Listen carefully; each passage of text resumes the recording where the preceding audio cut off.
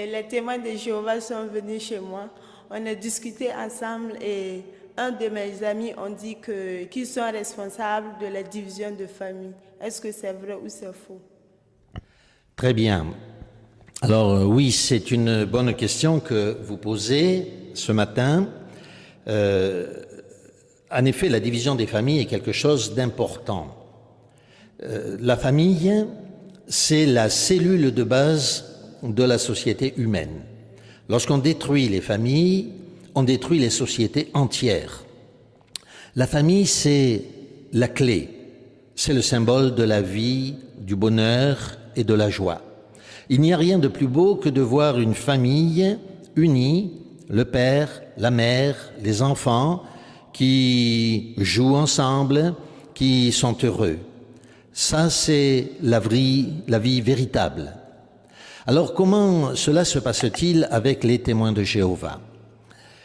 Il est évident que aucune secte ne vous dira jamais « il ne faut pas aimer » ou « il faut cesser d'aimer votre père ou votre mère ». Toutes les sectes, que ce soit les témoins de Jéhovah ou d'autres sectes dans le monde, et il en existe beaucoup, vous diront toujours « il faut aimer votre père », il faut aimer votre mère, il faut aimer les membres de votre famille. Mais dans la réalité des faits, les choses ne se passent pas ainsi. Alors, on va commencer à vous apprendre des vérités que les autres ne connaissent pas. Et vous, dans votre joie, vous allez bien sûr amener cette vérité à vos parents, à votre père, à votre mère, et vous allez vouloir leur en faire part. Mais eux ne voient pas les choses comme vous. Peut-être pour vous, vous êtes sûr d'avoir trouvé la vérité, mais pour eux, pour votre père, votre mère, ils vont considérer au contraire que, peut-être à juste titre, que plutôt vous êtes tombé dans une secte. Et donc, vous allez cesser de vous comprendre. Vous allez essayer d'expliquer votre vérité à votre mère, et votre mère, elle, ne va pas l'accepter.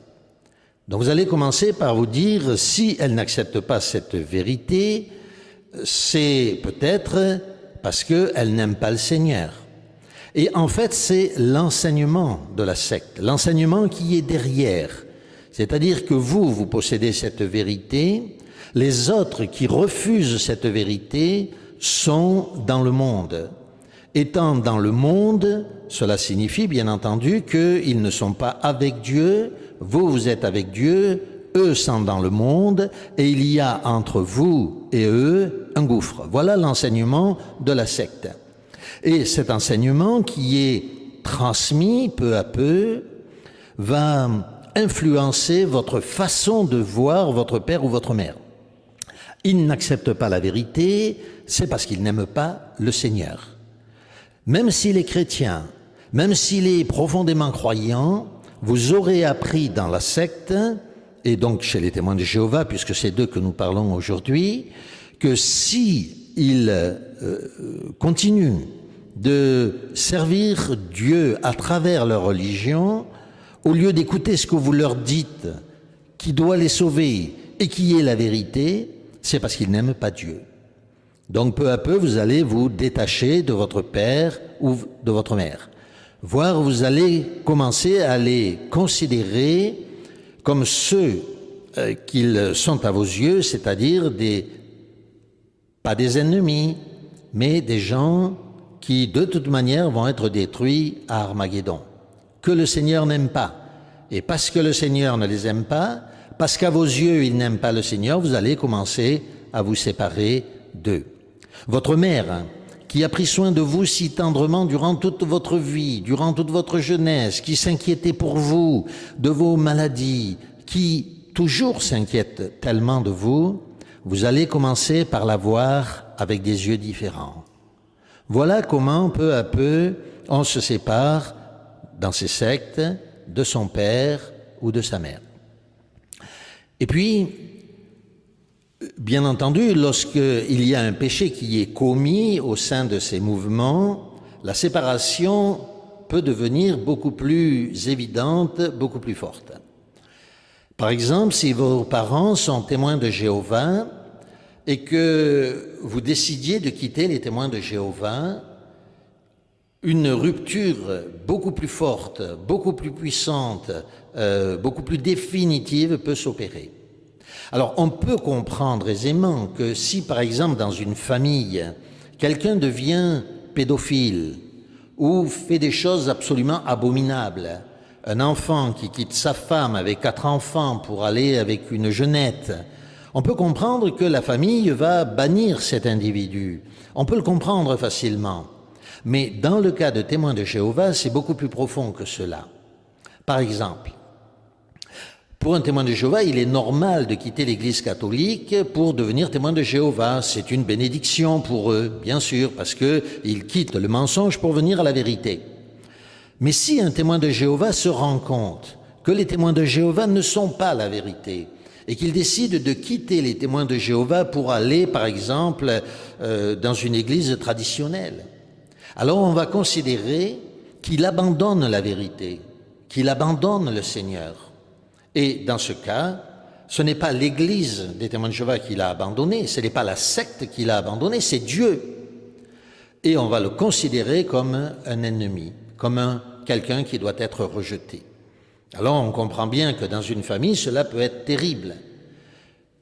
Un témoin de Jéhovah qui a toute sa famille comme témoin de Jéhovah et qui un beau jour décide de changer pour s'approcher de Jésus-Christ, par exemple, un petit peu plus près, de rejoindre une église traditionnelle, va être donc rejeté, banni, non seulement du sein des témoins de Jéhovah, mais encore de sa propre famille. Son père ne lui adressera plus la parole, sa mère ne lui adressera plus la parole, on ne l'invitera plus au mariage ou pour les festivités, quelles qu'elles soient. On refusera même de manger avec lui. Cet homme, qui a trouvé une vérité qui lui paraît plus exacte, est banni à cause de la vérité de la secte. Voilà comment, au sein des témoins de Jéhovah, les familles se dissolvent. Et à cause de cela, il est vrai que l'on trouve chez les témoins de Jéhovah cette rupture quasi définitive. Alors je peux prendre quelques exemples dont je changerai les noms. Le nom de Marie, par exemple, est une jeune témoin de Jéhovah qui, avec son mari, avait des responsabilités dans l'organisation des témoins de Jéhovah. Et puis un jour, ils se sont rendus compte que bien ce n'était pas la vérité.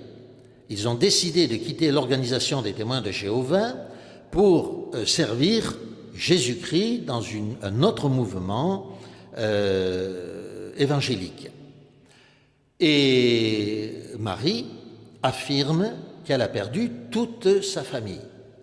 Ses parents ne lui adressent plus la parole, ni son père, ni sa mère. Ses frères et ses sœurs, qui sont aussi témoins de Jéhovah, ne lui adressent plus du tout la parole.